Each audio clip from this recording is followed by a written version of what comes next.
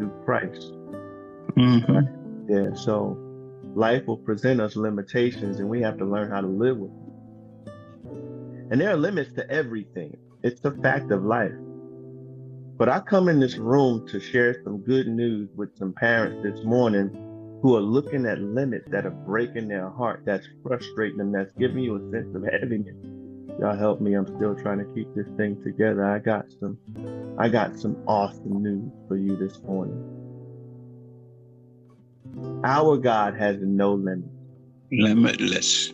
Yes. And when we enter into the realm of the supernatural, we have a lot to think about. We have to take off the limits when it comes to our God, y'all. So I know some of y'all are worrying and some of y'all have been praying real hard about your babies, but I keep encouraging you all to believe that God has them. Mm-hmm.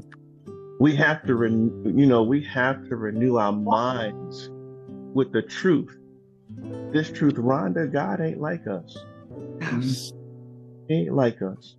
He can do anything. He can do anything. Dad, you just said it. He is limitless. We have an awesome God whose power is so great that we can't even wrap our minds around his truth. No way. His ability. Mm-hmm. Just remind y'all, it was he who created the universe. And Dad, when we do work, it wears us out. But when he created the universe, he took time off just for GP. It never said that he was tired. It never said that he was tired. Mm-hmm. Yeah. It didn't wear him down, or it didn't create new limits on him. You know what I'm saying? To stop what he was going to do next. But when it comes to us, there are so many times that we find ourselves wondering, I felt it this morning in this room, if our situation is possibly too hard for God. We don't want to admit it. We don't want to say it.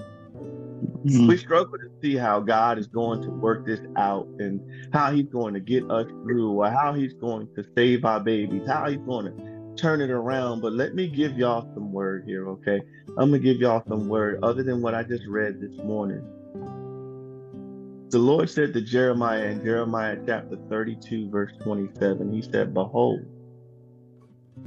I am the Lord, the God of all flesh.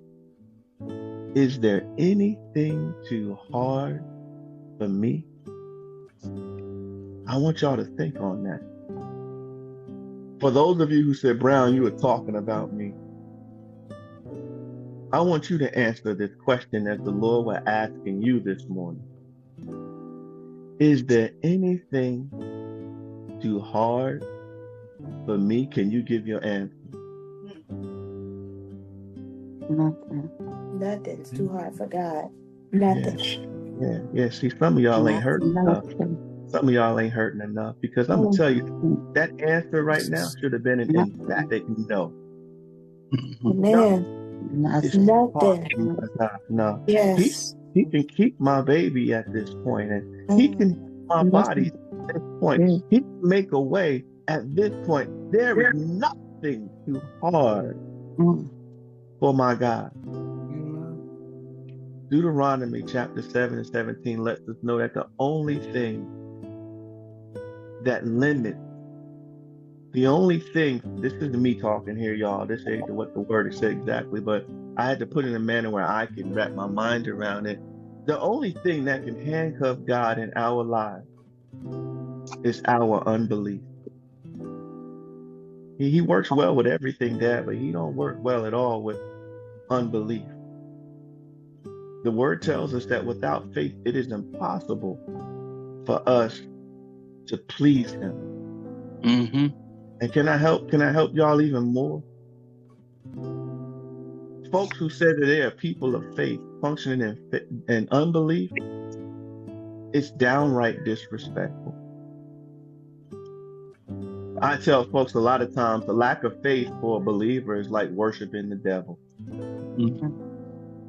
You're doubting that the Father, doubting the Father is proving that faith in the devil, you have more faith in the devil's ability when you doubt the Father.